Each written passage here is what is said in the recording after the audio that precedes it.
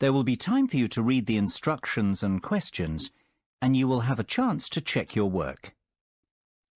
All the recordings will be played once only. The test is in 4 sections. At the end of the test, you will be given 10 minutes to transfer your answers to an answer sheet. Now turn to Section 1. Section 1. You will hear a telephone conversation between an owner of a restaurant and a customer who is calling to find out information about food and prices at the restaurant. First, you have some time to look at questions 1 to 3.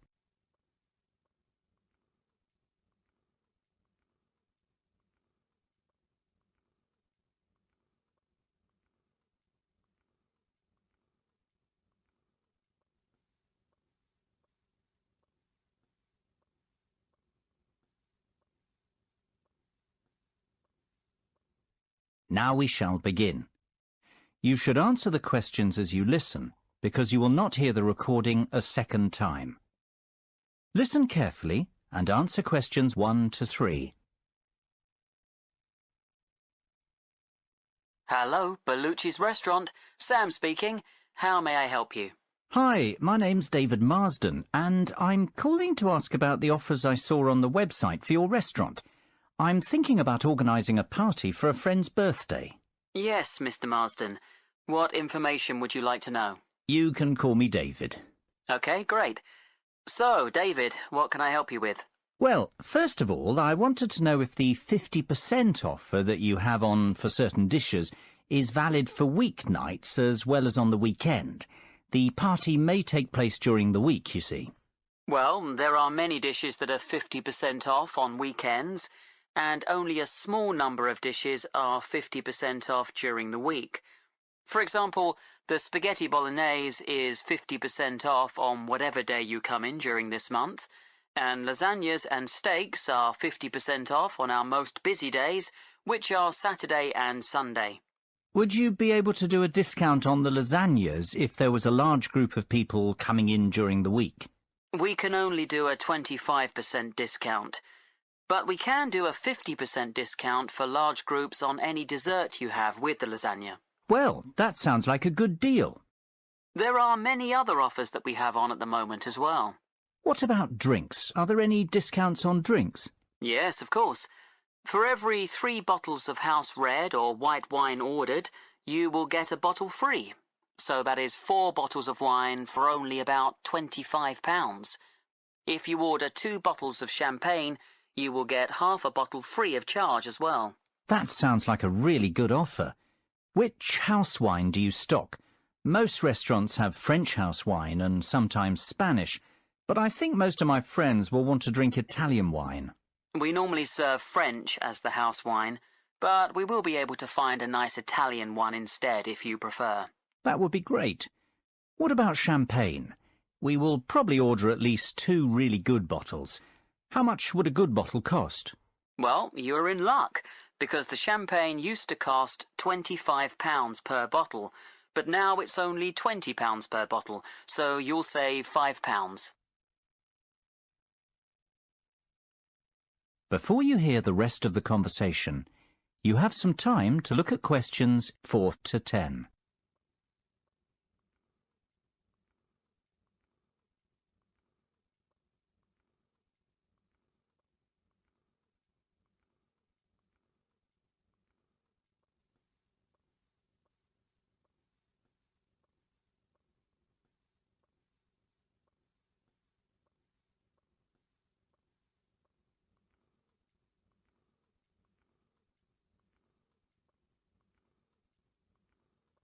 Now listen and answer questions 4 to 10.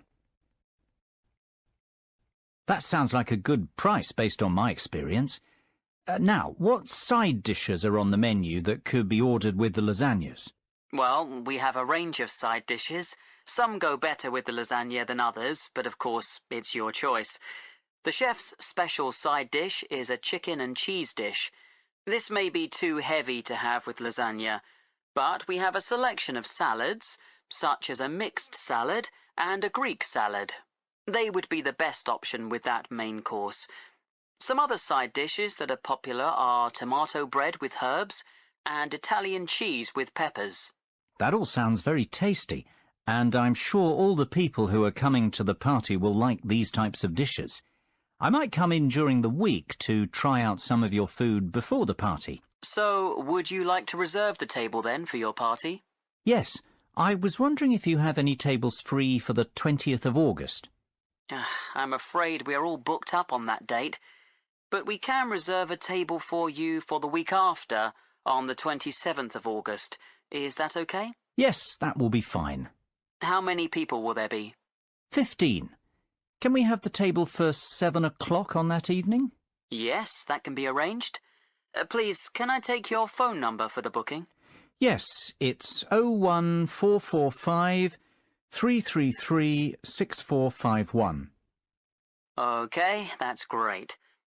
Can I also take your email address to send you information about the restaurant and update you about offers and evening entertainment? Sure, it's david.hamill@worthing.com.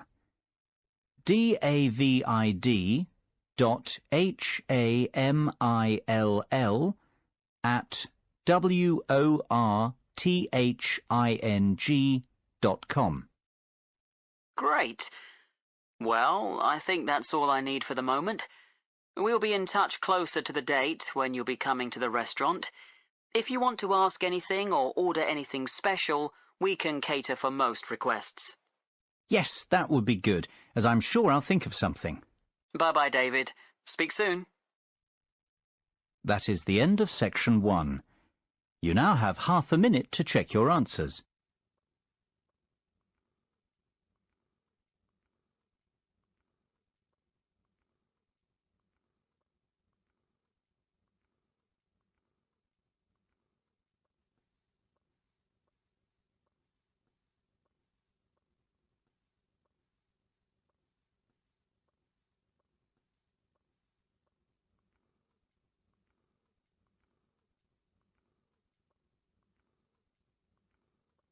Now turn to section 2.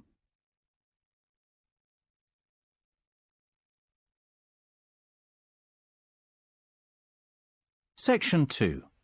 You will hear an extract from a talk about the history of tennis. First, you will have time to look at questions 11 and 12.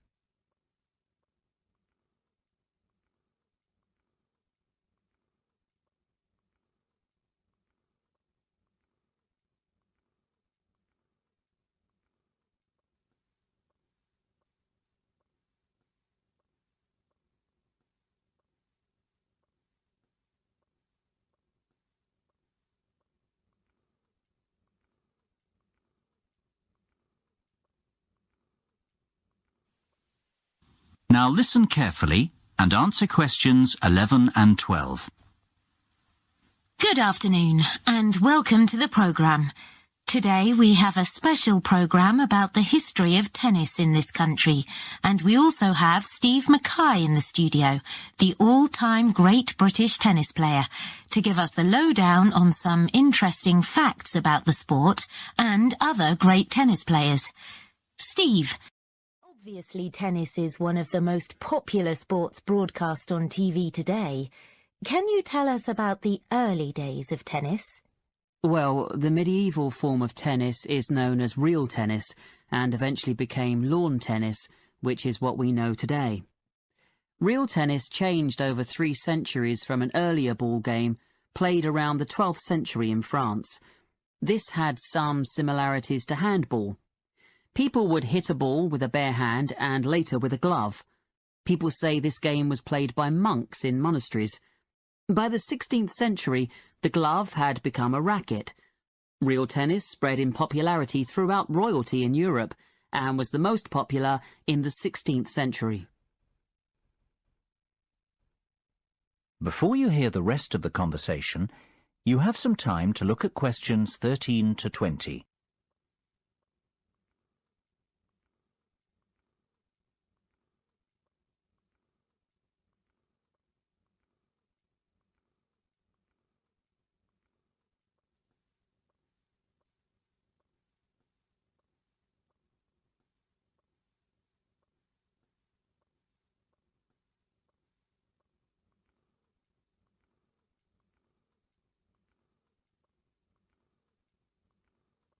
Now listen and answer questions 13 to 20. It's amazing how the sport has changed then over time, and how technology has helped to advance it with the state-of-the-art tennis rackets that we have today. So, what about the players who will go down in history as the best at this sport? Who do you think will be remembered on the Wall of Fame? Well, obviously I have many favourites, and all tennis players have different styles and will be remembered for different aspects of their game. The first player, though, that has to be mentioned is the great Bjorn Borg. He will go down in history due to the fact that he won 11 Grand Slam singles titles between 1974 and 1981, 5 at Wimbledon and 6 at the French Open. Born in '56 in Sweden, Borg became the youngest winner of the Italian Championship just before his 18th birthday, and 2 weeks later he was the youngest winner of the French Championship. Borg is the only player in the Open era to have won both Wimbledon and the French Open in the same year more than once. Another very important tennis player is Boris Becker. He was born in 1967 in Lyman, West Germany, and he is a 6-time Grand Slam singles champion. Since he retired in 1999 from the professional tour, media work and his personal life have kept him in the headlines. An interesting aspect of his career is the fact that he was the youngest ever male Grand Slam singles champion, winning Wimbledon at 17 years, 7 months. Moving on to our next great player, we have Pete Sampras. He was born on August the 12th, 1971 in Washington, D.C., and during his 15-year career, he won 14 Grand Slam men's singles titles. His flair for the game was evident at age 3 when he discovered a tennis racket in the basement of his home and spent hours hitting balls against the wall. His parents are of Greek origin. He has given some truly unforgettable performances on the court over the years. The final player I will mention is the great Andre Agassi. He was born on April the 29th in 1970 in Las Vegas, Nevada. During his career, he won 4 Australian Open titles, 1 French Open, 1 Wimbledon, and 2 US Open, which gives a total of 8 Grand Slam titles. An interesting aspect of his career was that he turned professional at the age of 16, and his first tournament was in La Quinta, California. He won his first match against John Austin 6-4, 6-2, but then lost his second match to Mats Wilander 6-1, 6-1. By the end of the year, Agassi was ranked world number 91. These players really have achieved a great amount in their lives, and they will be talked about for years to come, especially when the Wimbledon Championships come round in June. Steve, which one is your ultimate favourite? Oh, I just can't answer that. They all evoke great memories in the world of tennis, and they have all contributed so much to the game. Their names will always be inscribed on the Wall of Champions. That is the end of section 2. You now have half a minute to check your answers.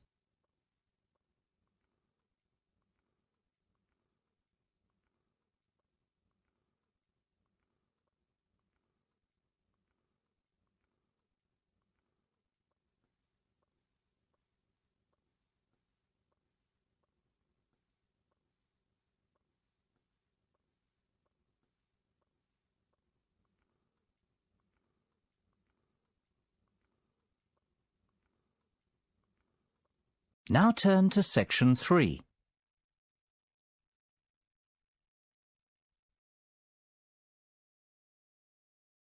Section 3. You will hear 4 students discussing a conference they want to organise at their college. First, you have some time to look at questions 21 to 27.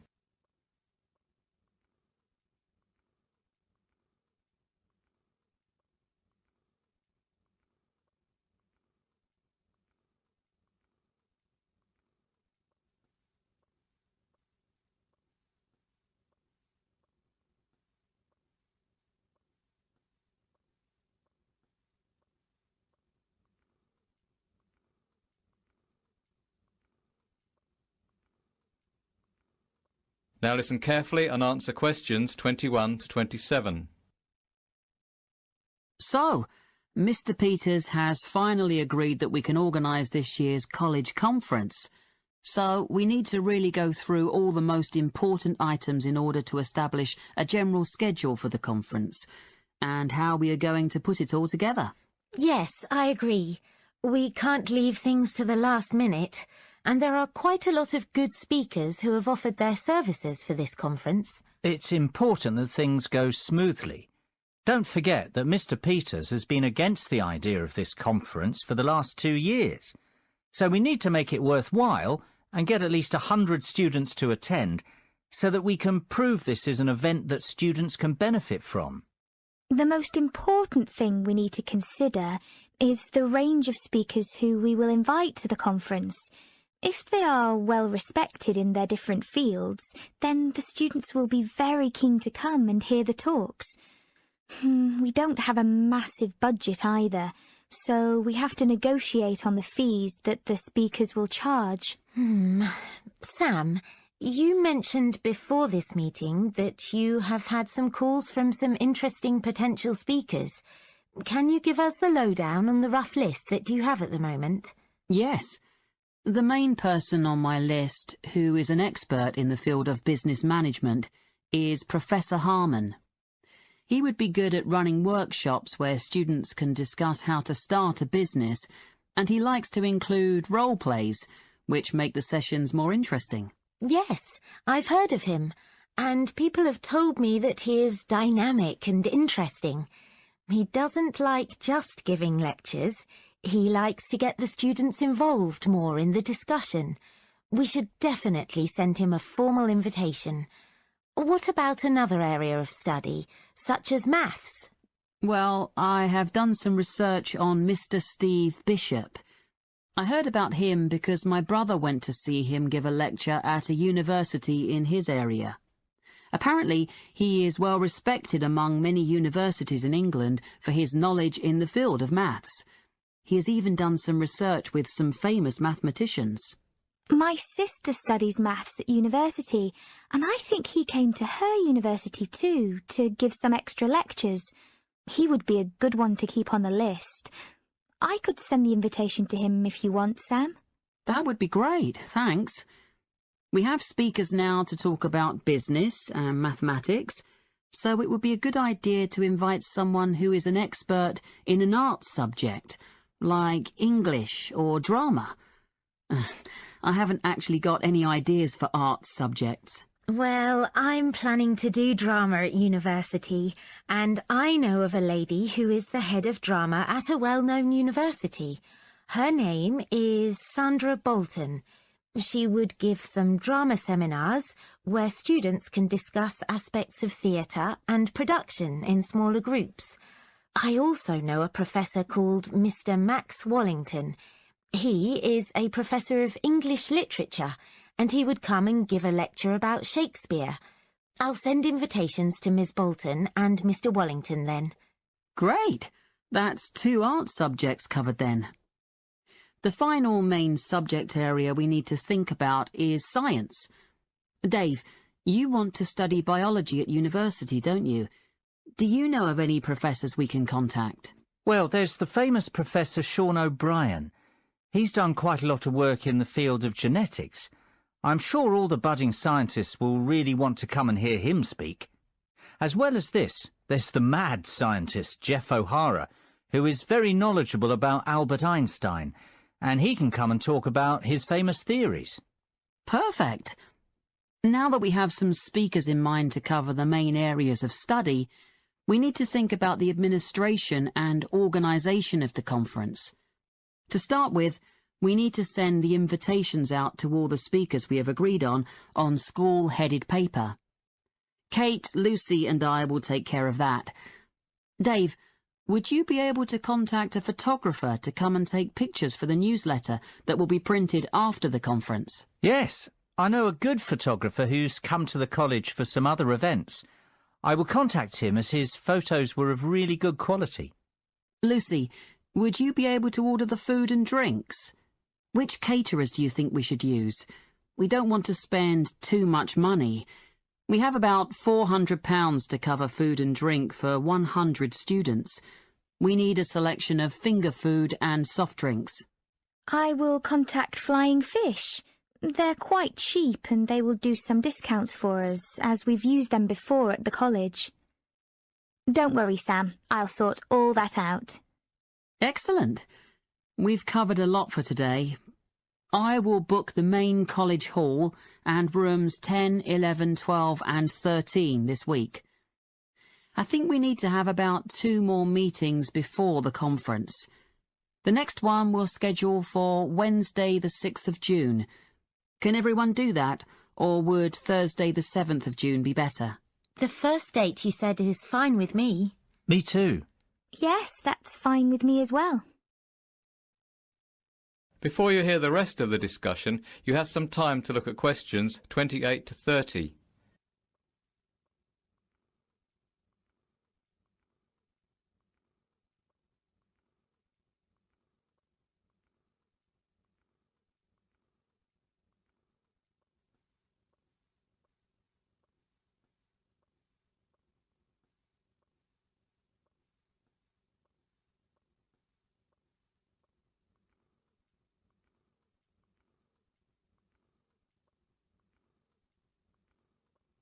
Now listen and answer questions 28 to 30.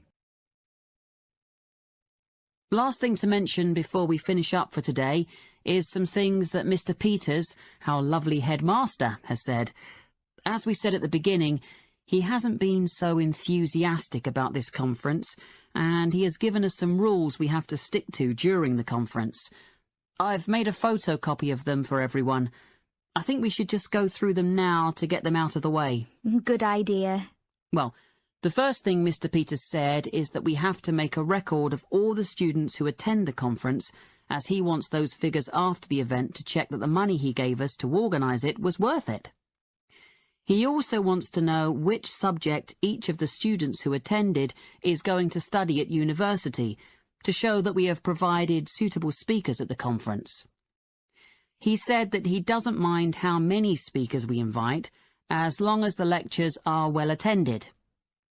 The last requirement was that we help organise the travel arrangements for the speakers. We can discuss the details of this in the next meeting. That all sounds fairly easy to manage.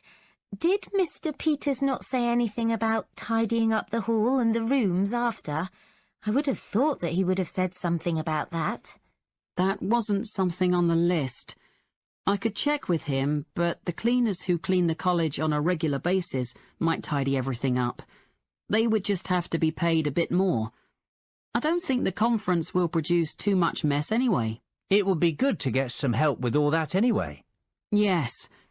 So, that's everything then. Let's go for lunch now. I'm starving. We can speak about the next lot of things at the next meeting. That is the end of section 3. Now you have half a minute to check your answers.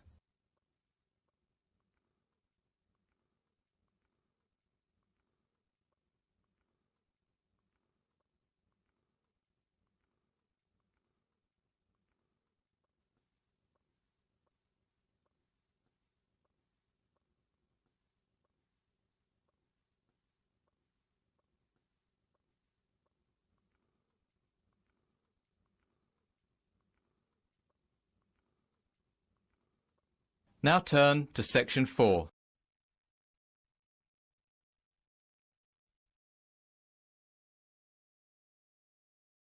Section 4. You will hear part of a lecture about healthy eating. First, you have some time to look at questions 31 to 40.